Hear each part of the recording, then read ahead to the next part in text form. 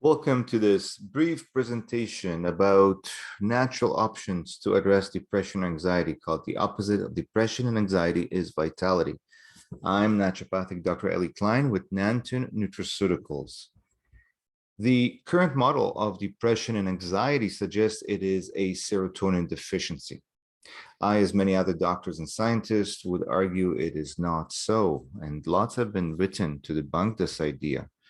Now, this might come strange to you because it's been promoted so heavily. So let me show you some examples and I'll explain the rationale behind this. So here's an article from Time Magazine asking, is the link between depression and serotonin a myth? Also, this article here by a PhD in psychology, written in Psychology Today, the serotonin theory of depression is collapsing. And a lot of different studies and reviews published in the scientific literature, like this one here. This was done by researchers at McMaster University. And so when you look at the side effects of the medications that raise serotonin, you got to ask yourself, if serotonin was a feel-good hormone, was such a good thing, then why would high levels of serotonin cause these problems? Sexual problems, weight gain, reduce of positive feelings, feeling dependent on the medication, so dependency and addictions, and feeling emotionally numb. It doesn't make sense, does it? Also, when it comes to anxiety medications, particularly benzodiazepines, most commonly prescribed class of anti-anxiety medications, you see some similar side effects, and perhaps the most concerning is the addiction caused in the long run by using this type of medication over a long period of time. And so I would argue, and I would impart to you that 90% of depression and anxiety is due to stress. And if there was a hormone or a chemical that is responsible for depression and anxiety, then it would be the stress hormone cortisol. And I think that you can probably relate to this, under conditions of excess stress, too much stress, that's when our mood tends to be affected the most. And so when it comes to the definition of stress, it is valuable to know that stress isn't just emotional in factor, but there are physical, chemical, and emotional factors that cause bodily or mental tension and may be factors in disease causation.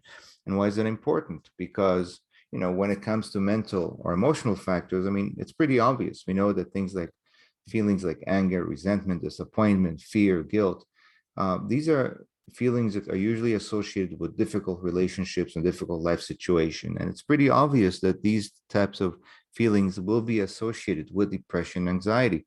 And perhaps it's not always that easy to address this. It's not always that easy to change our life circumstances.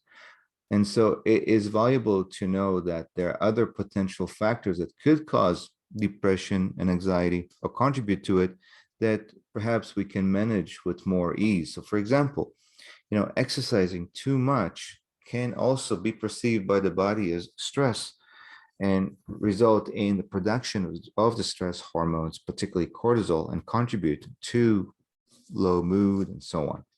And we can do something about it, right? It is not to say that exercise is not healthy, but there's a certain sweet spot for that. And, running a marathon is probably not ideal when someone is dealing with a lot of pressure in life and dealing with depression and anxiety. Another example of physical factor is darkness. And what do I mean by darkness? That seems a little odd. So, there's this seasonal wintertime depression called seasonal affect disorder. And so what causes it, now we know, is the reduction in daylight in the fall and winter, which result in the increase in cortisol, which in turn brings about this seasonal or this wintertime depression. And as I'll show you later on, there's something can be done about that.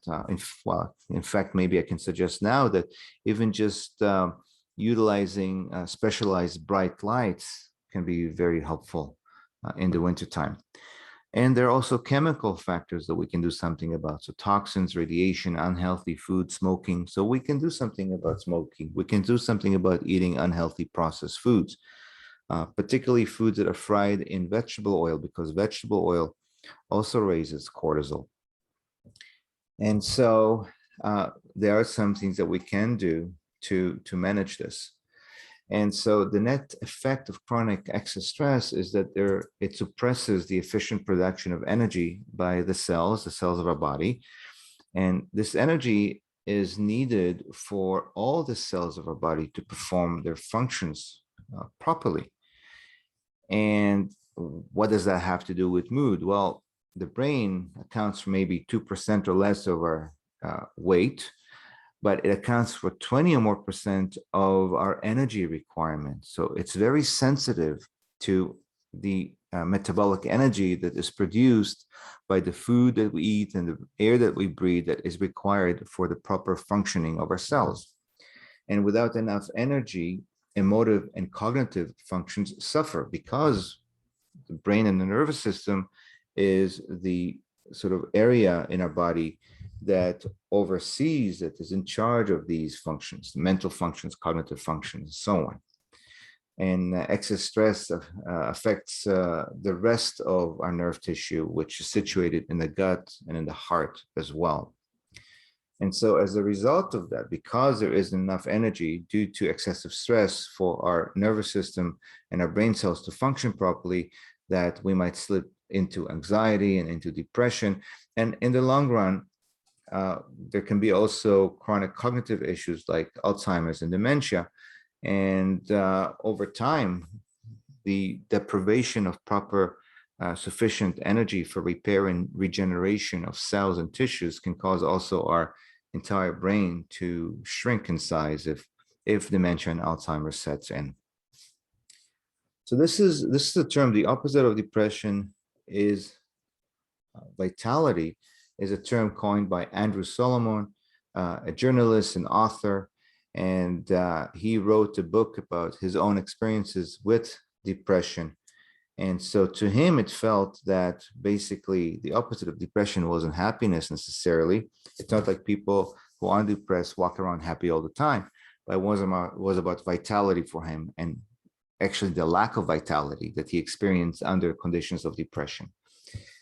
And so managing stress and reducing the stress hormones helps to increase the energy required by our brain and nervous system cells to function properly, and therefore enhance vitality. This helps prevent slipping from worry or sadness into depression, anxiety, and hopefully to alleviate anxiety and depression and restore mood, relaxation, and increase mental energy overall. So what are some strategies to alleviate stress, depression, anxiety? Let's look at some practical things that can be done. First and foremost, if we're dealing with mental and emotional factors, then it's important not to keep them inside, not to keep negative feelings inside, but rather express them ideally with individuals, with people, professionals who have experience and have been trained to help us deal with these types of situations, feelings, and emotions. There have been many books published about dealing with anxiety, dealing with depression, either by professionals or people who have gone through difficult situations and share the way they came out of depression and anxiety. So reading other people's experiences can be very helpful. Using books to help also perhaps transform our mindset can be helpful as well. Meditation as well can be helpful because during meditation, we basically tune out of the mind chatter, which is often negative, and out of the anxiety that it creates, and we tune into a singular thing. We bring our focus to our breath, or to perhaps some people who teach meditation suggest that perhaps you ought to observe your thoughts, but not give them any attention, not give them any meaning. You can focus on a certain area in the body, And the idea there is to, again, to just disconnect from the mental chatter and give yourself a break from that. And if that is done on a regular basis, that can also help to lessen anxiety and depression. This here is an image of what? Of a journal. So much like, talk therapy, which is about expressing yourself, you can also express yourself through writing and let things out in a way that things burden you less, perhaps. Eating healthy is really, really important. I mentioned earlier processed foods and vegetable oils, so the importance of avoiding them and eating food that is rich in nutrients that are used to help support the generation of energy in our brain cells and nervous system cells. Doing things that bring you joy, like hobbies and things like that. Gardening is one example. Getting enough rest and sleep is really, really important as well. Back to exercise. So getting enough exercise, but not too much exercise. And, there's this prescription, a sweet spot, so to speak, again, for exercise. And it is 30 to 60 minutes per day, 5 days a week. And studies have shown that that amount of exercise, of walking, can help lessen depression, anxiety, as can yoga, and just partaking in activities that bring you joy. Social connections, that's really, really important as well. And in fact, having social connections is an important determinant of longevity in older individuals, much more than nutrition is.